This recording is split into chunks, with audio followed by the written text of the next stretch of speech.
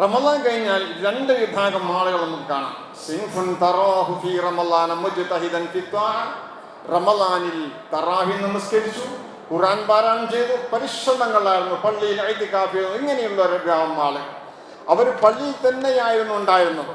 എന്നിട്ട് ഫലാ തറാഹു ഐനാക ഇല്ലാ സാജിദൻ ഔ ഖായിമൻ ഔ ഖാരിയൽ ഖുർആൻ. അവരെപ്പോഴും ഖുർആൻ ഓതിക്കൊണ്ടിരിക്കുന്നു, എപ്പോഴും നമസ്കാരത്തിലാണവർ, അവർ പള്ളിയിൽ ഇഅ്തികാഫിലാണവർ. അവര് ഈ റമളാനിൽ പോകുമ്പോൾ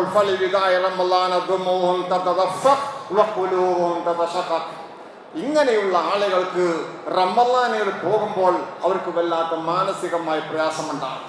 അവർ സലാം പറയും വിശുദ്ധമായ റമളാനോട്. സലാമുൻ അലാ ശഹരി സിയാമി ഫഇന്നഹു അമാനും മിനർ റഹ്മാനി കുല്ലമാനി. ഈ രീതിയിൽ സലാം പറയാം റമളാനോട്. ലൈൻ ഫാനിയത്ത് അയ്യാമുകൽ ഗർരി ബഗ്തതൻ ഫമൽ ഹുസ്നു മിൻ ഖൽബി അലൈക ബിഫാനി. റമളാനു ദംഇ ലിൽ ഫിറാഖി യസീലു വൽ ഖൽബു മിൻ അലമിൽ വദാഇ ഹസീലു. ഇതാണ് ഒരു വിഭാഗം ആളുകൾ. അവര് റമളാനു ദംഇ ലിൽ ഫിറാഖി യസീലു. റമളാൻ അത് പോയപ്പോൾ എൻ്റെ കണ്ണിൽ നിന്ന് കണ്ണുനീര് വരികയാണ്. ഞാനിങ്ങനെ ഓർക്കുകയാണ് റമളാന്റെ പുണ്യദിനരാത്രങ്ങളെ.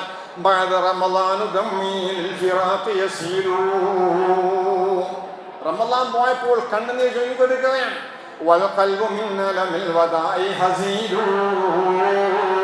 നമ്മുടെ ഹൃദയങ്ങളൊക്കെയാണ് റമളാൻ കഴിഞ്ഞതോടുകൂടി, നമ്മുടെ റമളാനും കഴിയുന്നതോടുകൂടി നമ്മുടെ ഹൃദയങ്ങളൊക്കെയും വല്ലാതെ ദുർബലമാവുകയാണ്. ഇതാണ് ഒരു വിഭാഗം ആളുകൾ. രണ്ടാമത്തെ വിഭാഗം അവർ വീണ്ടും തെറ്റിലേക്ക് പോവുകയാണ്. വീണ്ടും റമളാൻ കഴിയാൻ വേണ്ടി കാത്തു നിൽക്കുകയാണ് അവർ. അത് കഴിഞ്ഞാലുടനെ എന്തെങ്കിലുമൊക്കെ വിഷയങ്ങൾക്ക് വേണ്ടി പോവാൻ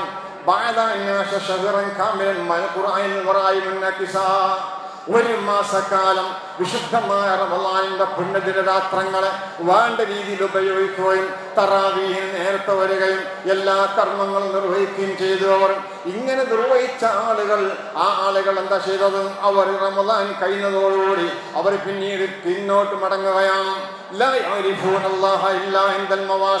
അവർക്ക് പടച്ചോനെ ഇപ്പോഴേ അറിയൂ. റമളാൻ കഴിഞ്ഞാലോ അല്ലെങ്കിൽ എന്തെങ്കിലും ദുരന്തങ്ങൾ വന്നാൽ മാത്രമേ അവർക്ക് പടച്ചോൻ അറിയൂ. ഇത് കഴിഞ്ഞാൽ പിന്നെ അവർക്കൊന്നുമില്ല, ഇങ്ങനൊരു സംഭവമില്ല.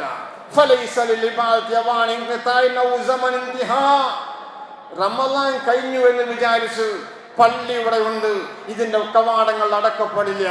വിശുദ്ധമായ ഖുർആനിന്റെ ബോർഡുകൾ അവിടെ ഉണ്ട്, അതിനകത്തുനിന്ന് മുസാഫ് എടുക്കാൻ ഒരു പ്രയാസമില്ല, എല്ലാം തുറന്നു വെച്ചിരിക്കുന്നു. ആ ഒരു രീതിയിൽ ഖുർആൻ പാരായണം ചെയ്യാനും വിശുദ്ധമായ പള്ളികളിൽ ഇരിക്കാനും നിസ്കരിക്കാനും വരാനും ഒക്കെ ആയിരിക്കണം നമ്മൾ ശ്രമിക്കേണ്ടത്. സർവശക്തനായ അല്ലാഹു സുബ്ഹാനഹു വ തആല റമളാന്റെ അല്ല മാത്രമല്ല, റമളാന്റെ ശേഷവും അല്ലയുണ്ട് എന്നുള്ള ബോധം നമുക്ക് വേണം. ഈ ഒരു സന്ദേശമാണ് ഈ വിശുദ്ധമായ റമളാന്റെ സന്ദേശമായി എനിക്ക് ഈ സന്ദർഭത്തിൽ നിങ്ങൾക്കോട് നൽകാനുള്ളത്.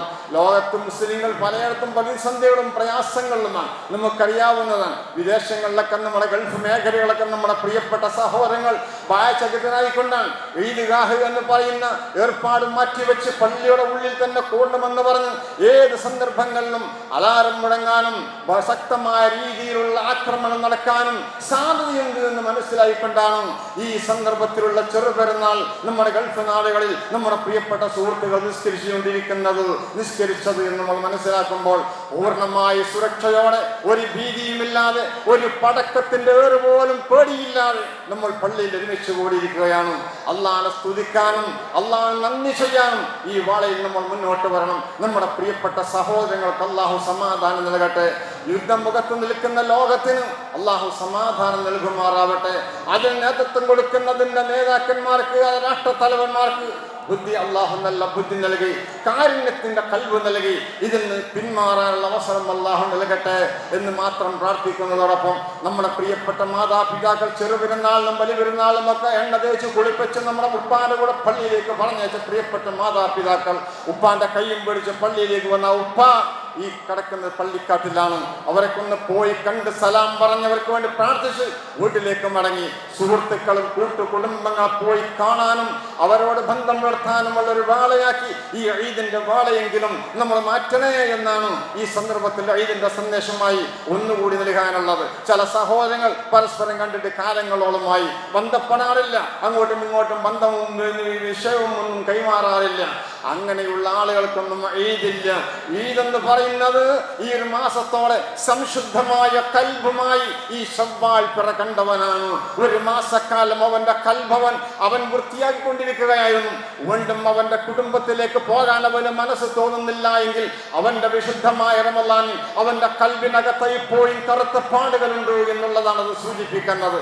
അതുകൊണ്ട് എല്ലാ കാര്യങ്ങളിലും വിശാലമായ മനസ്സോടെ എല്ലാവരെയും കാണാനും കുടുംബ ബന്ധങ്ങൾ പുലർത്താനുമുള്ള വാളയാക്കി ഇതിന്റെ വാള മാറ്റണമെന്ന് എൻ്റെ പ്രിയപ്പെട്ടവരോട് ഇതിന്റെ സന്ദേശമായി ഒന്നുകൂടെ നൽകുകയാണ്. ജഗന്നിയന്താവായ തമ്പുരാൻ തുണക്കട്ടെ.